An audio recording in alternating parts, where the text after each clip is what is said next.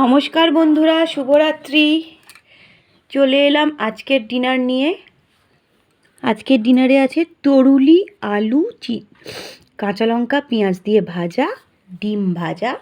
ডিমটা কিন্তু আমার পোষা মুরগির। আর রুটি। এই হলো আজকের ডিনার। এটা একদম দেশি মুরগির ডিম, কিন্তু আজ প্রথম খাবো। তোমাদের ভালো লাগলে আমার ভিডিওটা অবশ্যই একটা শেয়ার করে দেবে, লাইক করবে, কমেন্ট করবে। এখন টাটা, আবার কাল আসবো নতুন কোনো ভিডিও নিয়ে। এখন শুভরাত্রি, সবাই ঘুমাও।